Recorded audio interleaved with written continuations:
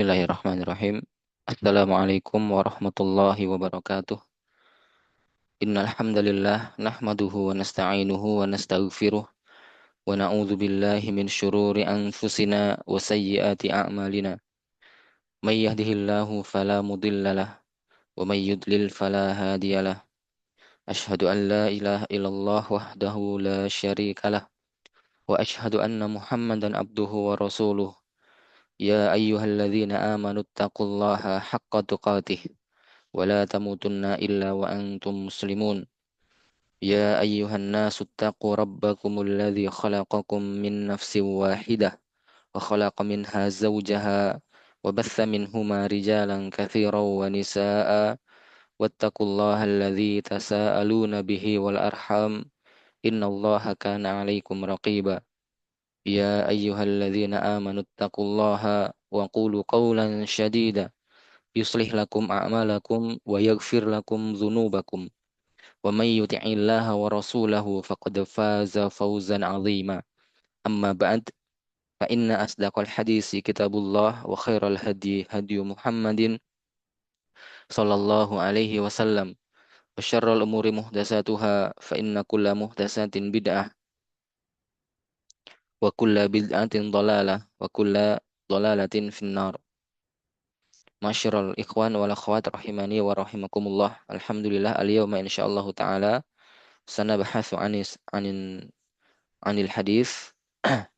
Alhamdulillah pada kesempatan kali ini kita akan membahas tentang hadis, yakni hadis tentang larangan memotong kuku dan rambut ketika masuk awal Zulhijjah.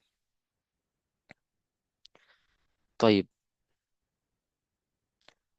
Hadis ini adalah hadis Ummu Salamah riwayat Imam Muslim dalam sahihnya, ya.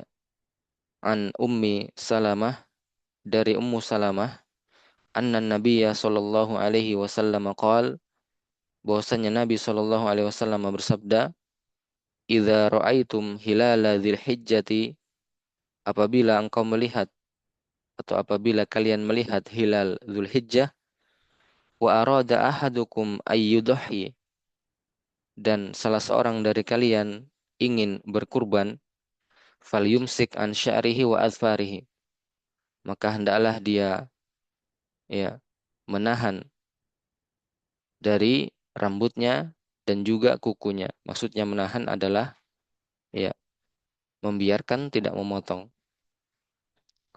Thayyib. Ummu Salamah, ya, beliau adalah istri Nabi Shallallahu Alaihi Wasallam. Ya. Jadi Nabi Shallallahu Alaihi Wasallam eh, menikahi beliau, yaitu Ummu Salamah, ba'da an mata zaujuha, setelah meninggal suaminya. Jadi Ummu Salamah meninggal suaminya, kemudian Nabi menikahinya. Ya. Maka semenjak itu Ummu Salamah dan juga anaknya yaitu Umar ibni Abi Salamah, yang masyhur juga dan merupakan salah seorang rawi juga yang meriwayatkan hadis-hadis Nabi Shallallahu Alaihi Wasallam. Ya, mereka berdua tinggal bersama Nabi Shallallahu Alaihi Wasallam, ya, di rumah Nabi Shallallahu Alaihi Wasallam. Ya, taib. Sekilas tentang rawi dari hadis ini.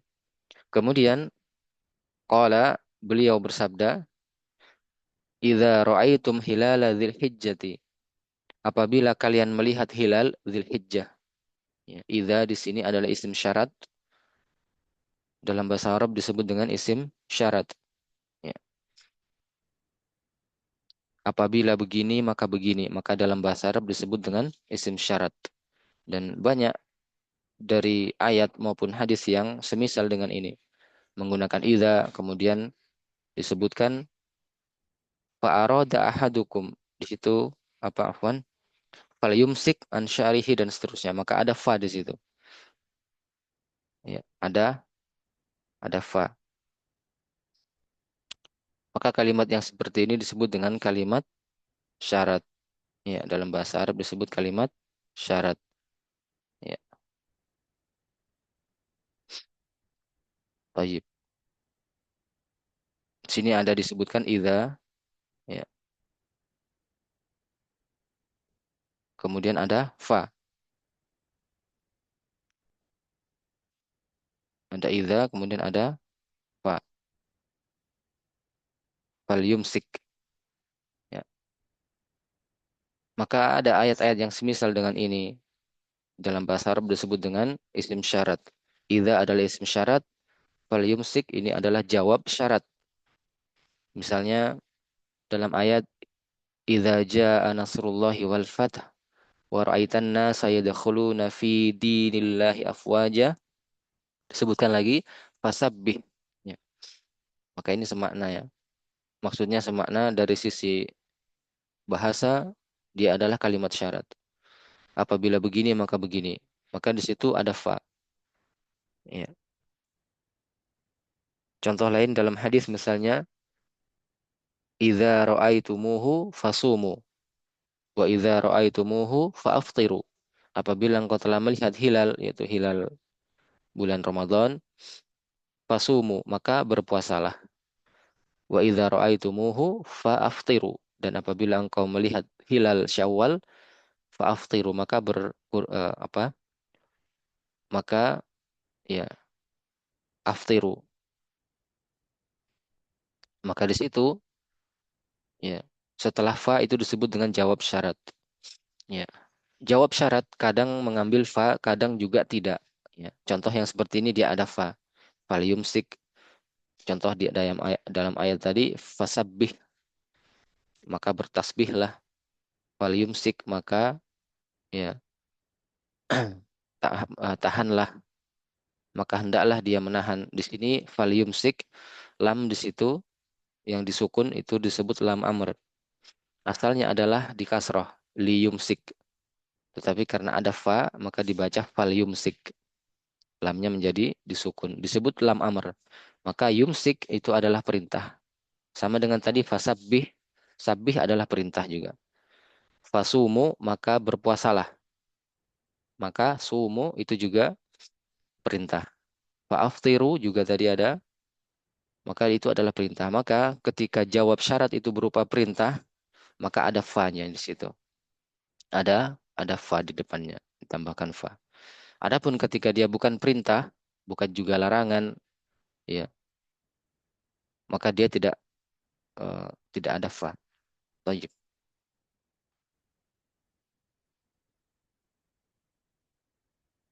Baik, ini dari sisi bahasa, yaitu merupakan susunan kalimat syarat. Kemudian di antara kosakata hadis ini, ya, ro'ai, ro'aitum, ya, ro'a yara, ini adalah fiil, ro'a yara, melihat. Ya, asalnya adalah ro'a yar'a, ya, ro'a yar'a. Tapi yar'a itu sulit, ya, lidah orang Arab untuk mengatakan yar'a yar'a, maka disebutlah yaro.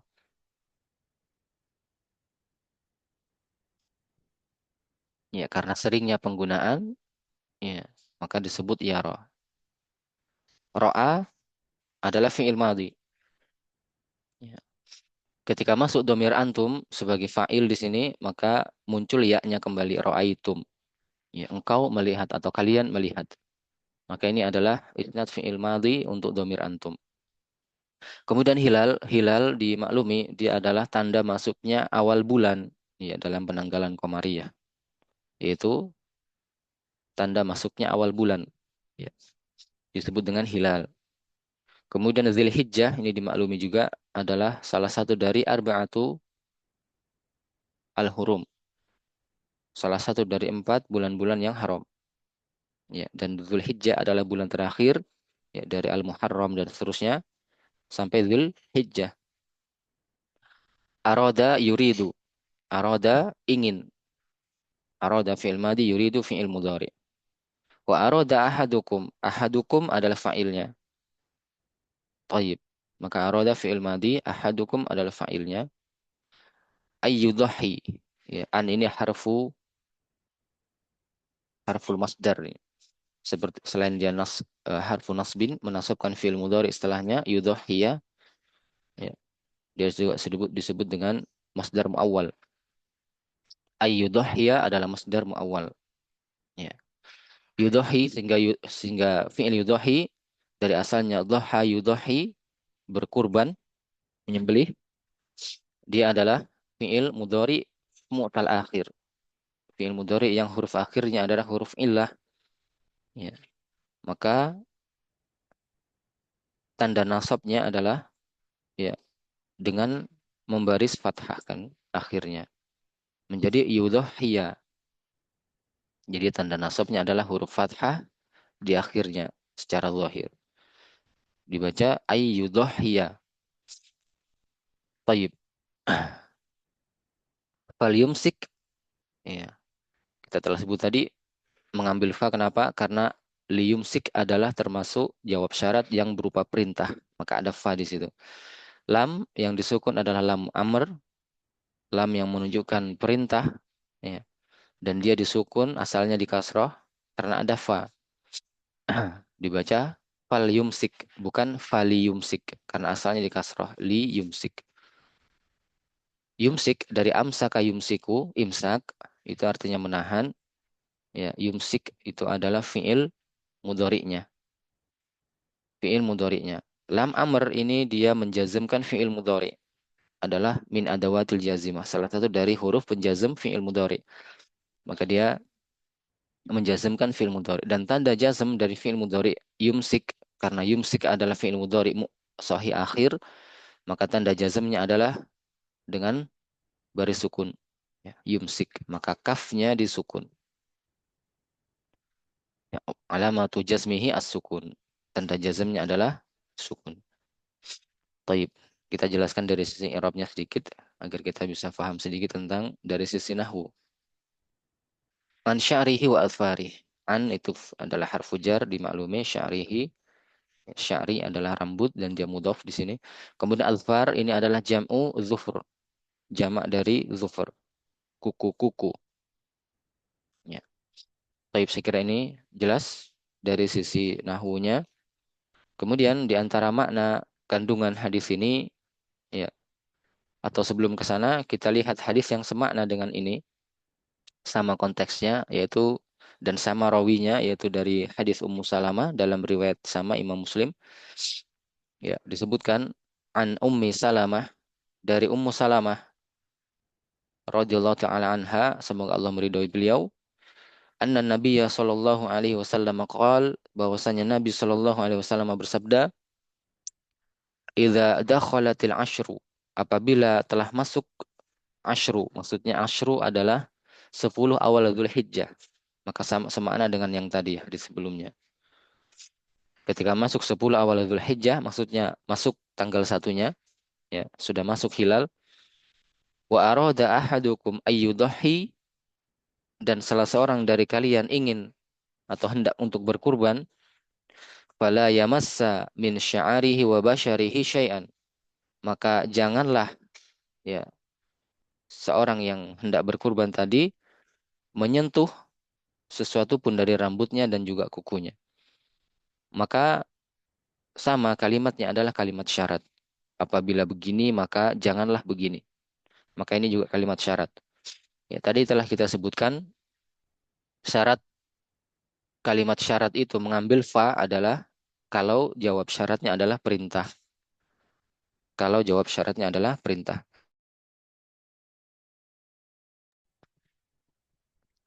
Kita lihat di sini, jika kita tinjau di sini, maka jawab syaratnya juga mengambil fa. Fala yamassa.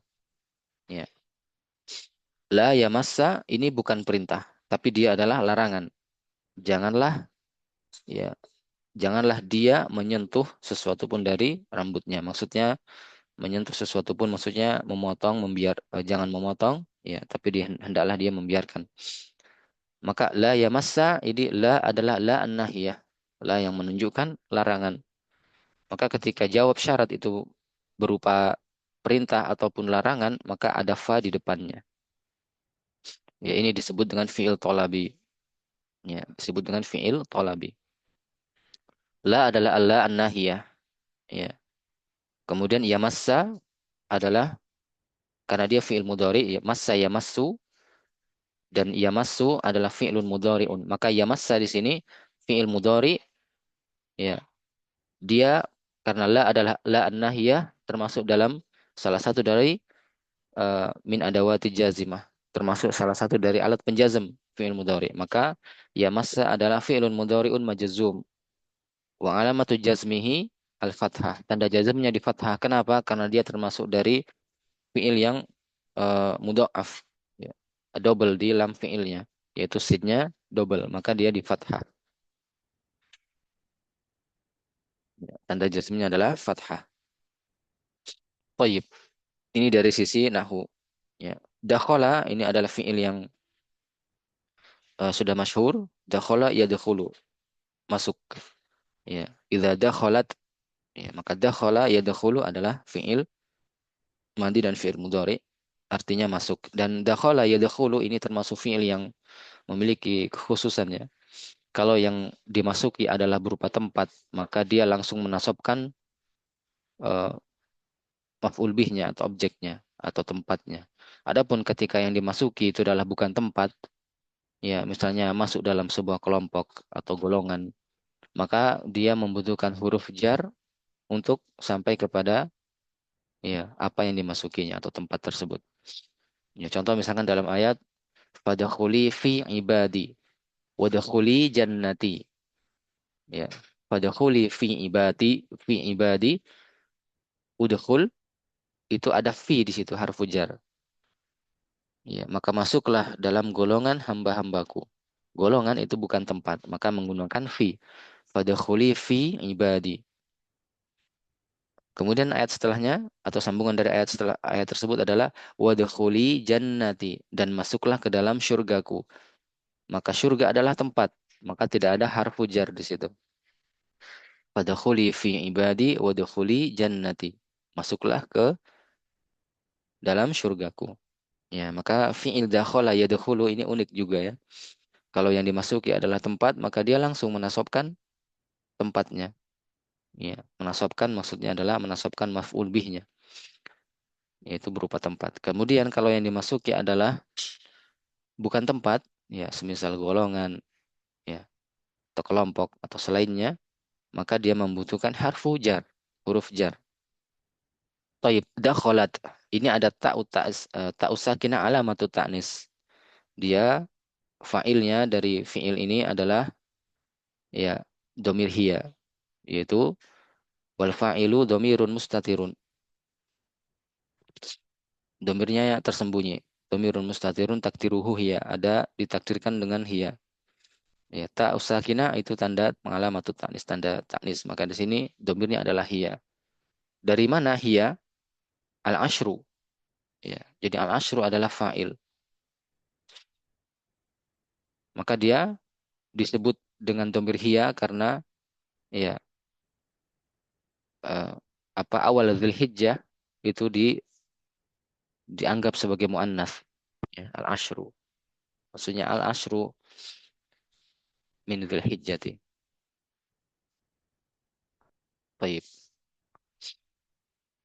Wa arada ahadukum ayyudhahi, sama dengan yang tadi, min syari wa adfar wa basyarihi syai'an. Baik. Ini dari sisi nahwu telah kita bahas. Kemudian di antara al-makna, makna dari hadis ini yang dapat kita ambil adalah bahwasannya hadis ini yang pertama tadi yang kita sebut, ya, idza ra'aitum hilala dzilhijjati wa arada ahadukum ayyudhahi falyumsik an sya'rihi wa adfarihi. Ya, apabila kalian melihat hilal Dzulhijjah dan salah seorang dari kalian hendak berkurban, maka ya hendaklah dia ya membiarkan atau tidak memotong rambut dan juga kukunya. Ini menunjukkan bahwa terlarangnya memotong rambut dan kuku bagi orang yang ingin berkurban setelah memasuki 10 awal Dzulhijjah, bulan Dzulhijjah. Jadi mulai dari tanggal 1 Dzulhijjah. Ya, menunjukkan terlarangnya memotong rambut dan kuku karena disebutkan fal yumsik, maka hendaklah dia menahan, yaitu membiarkan tidak memotong kuku dan rambutnya. Ini menunjukkan larangan. Ya,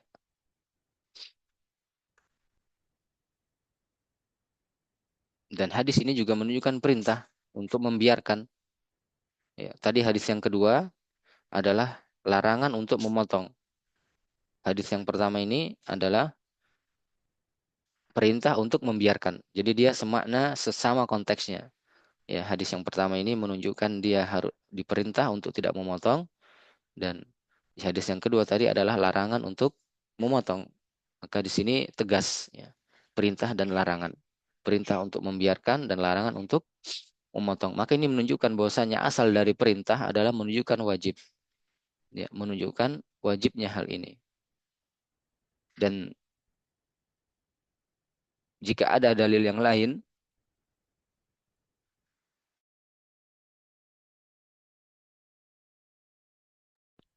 yang memalingkan dari perintah ini, ya, maka dia bisa menjadi sunnah. Tetapi kami tidak mengetahui ada dalil yang lain yang memalingkan dari hukum asal, dari hukum asalnya yaitu wajib. Ya, selama tidak ada dalil yang lain menunjukkan yang memalingkan dari perintah ataupun larangan ini, maka dia hukumnya wajib. Ya, perintah untuk membiarkan itu adalah wajib. Demikian pula larangan untuk memotong itu juga wajib. Sehingga kalau dilakukan maka dia ya mendapatkan dosa di sisi Allah Subhanahu wa taala, dari Allah Subhanahu wa taala. Ya, asal dari perintah menunjukkan wajibnya, dan asal dari larangan dalam hadis yang kedua tadi menunjukkan haramnya. Ya, taib. Dan tidak ada juga dalil yang lain yang menunjukkan memalingkan dari larangannya. Maka jelas kedua hadis ini menunjukkan perintah dan larangan. Ya, menunjukkan wajibnya dan haramnya. Wajib untuk membiarkan dan haram untuk memotong dan ya memotong rambut dan kukunya. Dan jelas pula hadis ini diperuntukkan untuk ya orang yang berkurban, yang ingin berkurban. Orang yang ingin berkurban. Jadi setelah timbul dalam hatinya untuk berkurban, dia ingin berniat untuk berkurban, maka berlaku hadis ini. Disebutkan wa arada ahadukum an yudhi, dan salah seorang dari kalian ya, ingin atau hendak untuk berkurban. Maka jelas diperuntukkan hadis ini ya untuk orang yang ingin berkurban. Adapun anggota keluarga yang diikutkan dalam hal pahala, ya, maka mereka tidak termasuk dalam larangan dan kewajiban ini.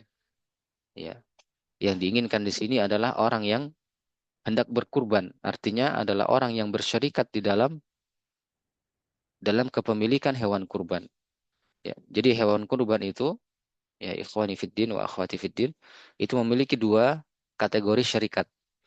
Ya, jika dia berkurban bersyarikat beberapa orang begitu maksudnya, maka yang diinginkan dalam hadis ini ya adalah selain untuk satu orang saja yang berkurban, maka ketika yang berkurban adalah beberapa orang bersyarikat di dalamnya, maka yang dimaksud adalah yang bersyarikat di dalam hal kepemilikan, dalam hal kepemilikan hewan kurban. Ya, jadi misalnya ada 7 orang ya ingin berkurban sapi, maka 7 orang inilah yang wajib untuk membiarkan kuku dan rambutnya, ya, dan haram untuk memotong kuku dan rambutnya. Adapun yang bersyarikat di dalam hal pahala, misalkan keluarganya, ya, maka tidak masuk dalam larangan ini. Ya, tayyib. Mereka yang hanya bersyarikat dalam hal pahala dihukumi sebagai hukum asal, yaitu boleh memotong rambut dan kuku. Ya, tayyib. Ini diantara makna atau hukum dari hadis ini. Meskipun di sana terdapat beberapa perbedaan pendapat, silang pendapat di kalangan para ulama. Ya. Semisal Imam Syafi'i mengatakan bahwasanya larangan memotong rambut dan kuku dihukumi haram. Adapun ya, imam-imam yang lainnya mengatakan bahwasanya larangan tersebut adalah makruh, yaitu makruh tanzih dan bukan haram. Ya, karena mereka berdalilkan dengan hadis-hadis yang lain, mereka kompromikan. Kemudian ada juga pendapat yang mengatakan bahwasanya seperti Imam Abu Hanifah, Imam Malik, dan Salah satu pendapatnya itu mengatakan tidak makruh sama sekali. Imam Malik dalam salah satu pendapatnya mengatakan bahwa larangan ini adalah makruh. Ya. Maka pendapat di antara pendapat-pendapat yang rojih itu adalah ya, pendapat yang mengatakan bahwasanya berdasarkan larangan yang disebut di dalam hadis, maka pendapat yang lebih rojih, yang paling rojih adalah pendapat yang bahwasanya larangan tersebut adalah haram dan perintah tersebut adalah menunjukkan wajibnya. Maka ini adalah pendapat yang lebih hati-hati dan ana pribadi kepada pendapat tersebut, yaitu pendapat yang mengharamkan memotong kuku dan rambut, ya, itu adalah ana lebih condong. Allahu taala alam. Taib. Kemudian apa yang dimaksud dengan ya rambut yang tidak boleh dipotong apa saja? Maka yang dimaksud dengan larangan mencabut kuku, memotong kuku, mencabut kuku ataupun rambut ini menurut ulama Syafi'iyah adalah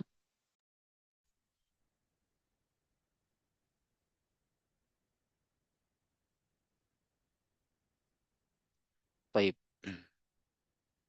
Afwan terputus jaringannya. Ya, jadi yang diinginkan dengan atau larangan memotong di sini yang diinginkan adalah yaitu larangan mencabut kuku, ya, termasuk larangan mencabut kuku dan rambut. Itu dengan cara memotong, ya, memecahkan atau dengan cara lainnya, ya.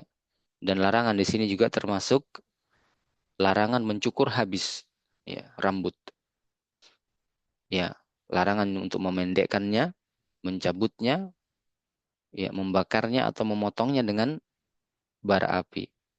Di antara pendapat-pendapat para ulama tentang hal ini. Kemudian rambut yang dilarang untuk dipotong yaitu termasuk ya semua rambut jenis rambut ya, termasuk bulu ketiak, kumis, ya, bulu kemaluan, rambut kepala dan juga rambut yang ada di atas badan kita yang menempel di badan kita. Semua jenis rambut maka itu terlarang hukumnya. Ya. Taib, barakallahu fiik. Kemudian di antara hikmah larangan mencukur rambut ini dan juga memotong kuku ini adalah ya, berapa ulama mengatakan seperti ulama Syafi'iyah bahwasanya hikmah larangan di sini adalah agar rambut dan kuku ya itu tetap ada hingga kurban disembelih, ya, hingga kurban disembelih supaya makin banyak dari anggota tubuh ini yang terbebas dari api neraka. Allah taala a'lam. Adapun ketika seorang ingin memotong kukunya maka hendaklah dia potong memang sebelum masuknya Zulhijjah. Jika kuku dan rambutnya ya meresahkan dirinya atau menghalangi dirinya dari melakukan sesuatu, ya, atau memang kebiasaannya tidak panjang kukunya atau rambutnya, maka hendaklah dia memotongnya, mencukurnya itu sebelum masuk awal Zulhijjah. Adapun setelah masuk Zulhijjah, maka dia wajib untuk membiarkan dan dia terlarang hukumnya untuk memotongnya. Tayyib, barakallahu fiik.